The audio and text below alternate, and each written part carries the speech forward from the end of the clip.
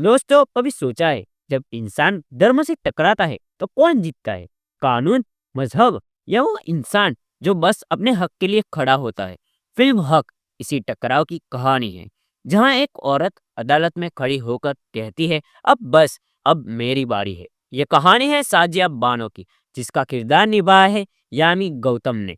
एक ऐसी औरत जो वर्षों से खामोश थी, पर अब उसकी चुप्पी अदालत की दीवारें हिला देती है। और दूसरी तरफ है अब्बास अली, जिसका किरदार निभाया है इमरान हाशमी ने। एक ऐसा आदमी जो अपने मजहब और जमीर के बीच फंसा है। वो गलत नहीं दिखना चाहता, पर सच से भी भाग नहीं सकता। इमरान का किरदार असली जिंदगी के उन लोगों जैसा है, जो सही भी होते हैं और फंसे हुए भी। फिल्म का थीम साफ है, बराबरी सिर्फ किताबों में नहीं, जिंदगी में भी होनी चाहिए। यहीं से शुरू होती है हक की असली जंग। एक औरत बनाम समाज, धर्म बनाम कानून और इंसान बनाम अपनी सोच। इंस्पायर है असली साह बनो केस से, जो 1985 में हुआ था। वो मामला जिसने पूरे देश को दो हिस्सों में बांट दिया था। एक तरफ एक बुजुर्ग महिला अपने गुजारे के लिए लड़ी, दूसरी तरफ पूरा सिस्टम उसके खिलाफ खड़ा था।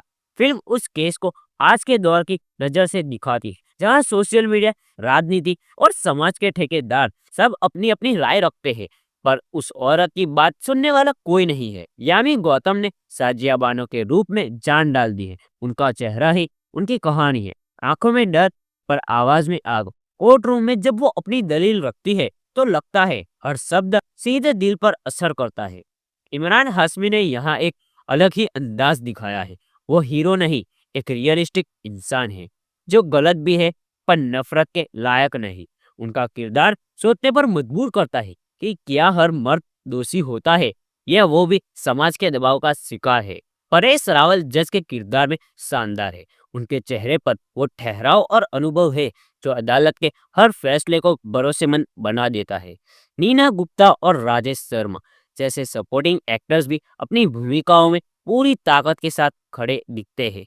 नीना गुप्ता एक समाज सेवी के रूप में साजिया की लड़ाई को अपनी लड़ाई बना लेती है। पहला हाफ थोड़ा धीमा है, लेकिन जरूरी है, क्योंकि यहीं से कहानी की गहराई बनती है।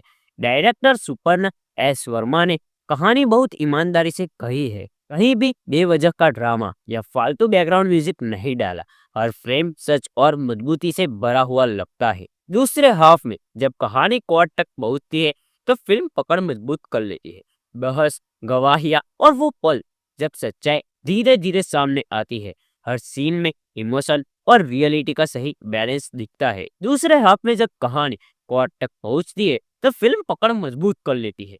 बहस, गवाहियां और वो पल जब सच्चाई धीरे धीरे सामने आती है। हर सीन में इमोशन और रियलिटी का सही बैलेंस दिखता है।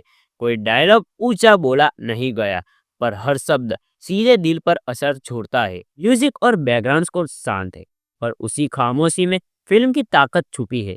कैमरा वर्क शानदार है। कोर्ट रूम की लाइटिंग, गलियों की सच्चाई और साजिया के चेहरे पर झलकती हिम्मत, सब कुछ बेहद असली है।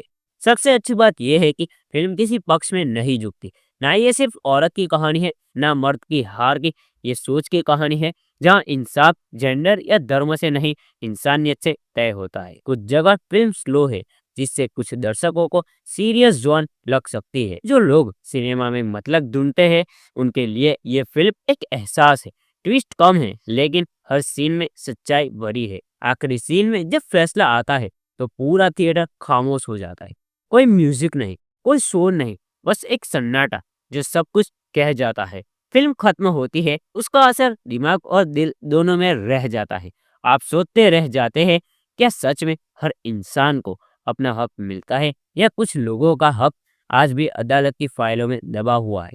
दोस्तों, हक सिर्फ एक फिल्म नहीं, एक आईना है जो दिखाती है कि इंसाफ का रास्ता लंबा है, पर जब कोई औरत उस रास्ते पर चलती है तो दुनिया का नजरिया बदल जाता है। अगर आप सिनेमा में सिर्फ टाइम पास नहीं, बल्कि मतलब ढूंढते हैं, तो हक जरूर देखें, क्योंकि ये फिल्म आपको सोचने पर मजबूर करती है, और यही असली सिनेमा का हक है।